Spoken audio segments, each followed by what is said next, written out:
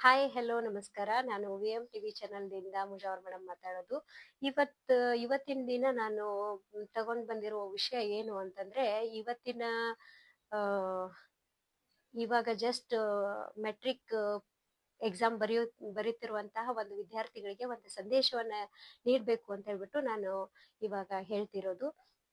ಪ್ರಶ್ನೆ ಪತ್ರಿಕೆಯನ್ನ ಮೊದಲನೇದಾಗಿ ನಾನು ಗಣಿತ ವಿಷಯದಲ್ಲೇ ನಾನು ಹೇಳ್ತಾ ಇರೋದು. ಗಣಿತ ವಿಷಯದಲ್ಲಿ ನಾವು ಪ್ರಶ್ನೆ ಪತ್ರಿಕೆಯನ್ನ ಯಾವ ರೀತಿಯಾಗಿ ಬಿಡಿಸ್ಬೇಕು ಅಂದ್ರೆ, ಸುಮಾರು ಎಕ್ಸಾಮ್ ಹಾಲ್ಗೆ ಹೋದ ನಂತರ ಎಲ್ಲಾ ಮಕ್ಕಳು ಈಡಾಗಿರ್ತಾರೆ. ಫಸ್ಟ್ ಆಫ್ ಆಲ್ ಬರೋದೇ ಭಯ. ಮಕ್ಕಳ್ ನೋಡ್ಬಿಟ್ರೇನೆ, ಜನರನ್ನ ನೋಡ್ಬಿಟ್ರೇನೆ ಭಯ ಬಂದ್ಬಿಟ್ಟೈತೆ.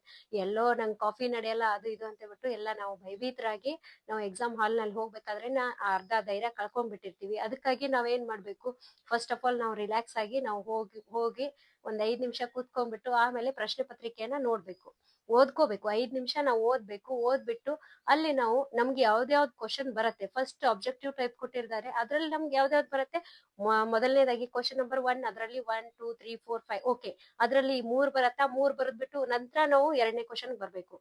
ದೊಡ್ಡದಿದೆಯಾ, ಪ್ರಮೇಯ ಇದೆಯಾ, ಅದನ್ನ ನಾವು ಲಾಸ್ಟಿಗೆ ಇಟ್ಕೊಂಡ್ಬಿಟ್ಟು ಬರಿಬಹುದು. ಇನ್ನು ಮತ್ತೊಂದ್ ಏನಪ್ಪಾ ಅಂತಂದ್ರೆ, ಅಲ್ಲಿ ಟೈಮ್ ಸೆನ್ಸ್ ನಮ್ಗಿರ್ಬೇಕು. ಸಮಯದ ಅಭಾವ ಕೂಡ ಇರುತ್ತೆ. ಎಲ್ಲಾ ಕ್ವಶನ್ ಗಳನ್ನ ನಾವು ರೀಚ್ ಆಗ್ಬೇಕು.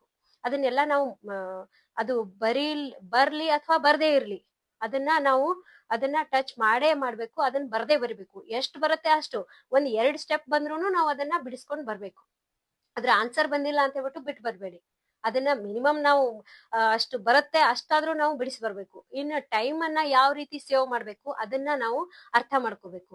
ಟೈಮ್ ಅನ್ನ ಸೇವ್ ಮಾಡ್ಬೇಕು ಅಂತಂದ್ರೆ, ನಾವು ಇವಾಗಾಗ್ಲೇ 1 ವರ್ಷದವರೆಗೂ ನಾವು ಈಸಿ ಟ್ರಿಕ್ಸ್ ಅಂಡ್ ಟೆಕ್ನಿಕ್ಸ್ ಅನ್ನ ನಾವು ಕಲ್ತಿರ್ತೀವಿ. ಅದನ್ನ ನಾವು ಜ್ಞಾಪಕದಲ್ಲಿ ಇಟ್ಕೊಂಡ್ಬಿಟ್ಟೆ ಅದನ್ನ ನಾವು ಅಲ್ಲಿ ಯೂಸ್ ಮಾಡ್ಕೋಬೇಕು. ಫಾರ್ ಎಕ್ಸಾಂಪಲ್, ಇವಾಗ ಏನೋ ದೊಡ್ಡದೊಂದು ಸರಳ ಬಡ್ಡಿ ಇರ್ಲಿ ಅಥವಾ ಯಾವುದೇ ಒಂದು ಲೆಕ್ಕ ಮಾಡ್ಬೇಕಾದ್ರೆ ಅಲ್ಲಿ ಮಲ್ಟಿಪ್ಲಿಕೇಶನ್ ಬರುತ್ತೆ. ಮಲ್ಟಿಪ್ಲಿಕೇಶನ್ ಬರ್ಬೇಕಾದ್ರೆ ಮಲ್ಟಿಪ್ಲಿಕೇಶನ್ ಇರುತ್ತೆ. ಒಂದೇ ಲೆಕ್ಕದಲ್ಲಿ ಒಂದು ಲಾಭ ಮತ್ತು ಹಾನಿ ಬಿಡಿಸ್ಬೇಕಾದ್ರೆ 2 ಪೇಜ್ ಗಟ್ಲೆ ನಾವು ಸೂತ್ರ ಹಾಕೊಂಡ್ಬಿಟ್ಟು ನಾವು ಬಿಡಿಸ್ಬೇಕಾದ್ರೆ ಅಲ್ಲಿ ಈಸಿ ಟ್ರಿಕ್ಸ್ ಅಂಡ್ ಟೆಕ್ನಿಕ್ಸ್ ಗಳನ್ನ ನಾವು ಯೂಸ್ ಮಾಡ್ಕೋಬೇಕು. ಫಾರ್ ಎಕ್ಸಾಂಪಲ್, ಯಾವ ರೀತಿ 93 into 97 ಇರುತ್ತೆ.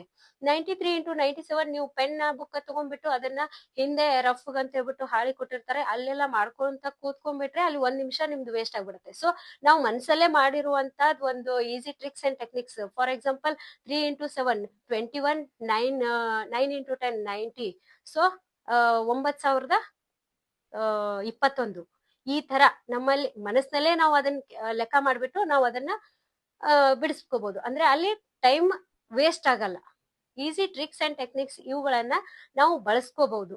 ಆ ಈಸಿ ಟ್ರಿಕ್ಸ್ ಟೆಕ್ನಿಕ್ಸ್ ನಿಮ್ಮಲ್ಲಿ ಹೇಳಿರ್ಲಿಲ್ಲ ಅಂತಂದ್ರೆ, ನಮಗೆ ಅಂತ ಈಸಿ ಟ್ರಿಕ್ಸ್ ಅಂಡ್ ಟೆಕ್ನಿಕ್ಸ್ ನೀವು ಕಲಿಬೇಕು ಅಂತಂದ್ರೆ, ನಿಮ್ಗೆ ಏನೇ ಸಮಸ್ಯೆ ಇದ್ರೆ ಇದನ್ನ ಯಾವ ರೀತಿ ಬಿಡಿಸ್ಬೇಕು, ಈ ಲೆಕ್ಕನ್ನ ಯಾವ ರೀತಿ ಬಿಡಿಸ್ಬೇಕು, ಬೀಜಗಣಿತದಲ್ಲಿ ಯಾವ ಸೂತ್ರಗಳನ್ನ ಯಾವ ರೀತಿಯಾಗಿ ಈಸಿಯಾಗಿ ನಾವು ಬಿಡಿಸ್ಬೇಕು ಅನ್ನುವಂತಹ ಟೆಕ್ನಿಕ್ಸ್ ಗಳನ್ನ ನಿಮ್ಗೆ ತಿಳ್ಕೋಬೇಕು ಅಂತಂದ್ರೆ, ನಮ್ ಚಾನಲ್ಗೆ ನೀವು ಕಾಲ್ ಮಾಡಿ. ನಾವು ಪ್ರತಿ ಕ್ಷಣ ನಿಮ್ಗೆ ಅದಕ್ಕೆ ಆನ್ಸರ್ ಮಾಡಕ್ಕೆ ನಾವು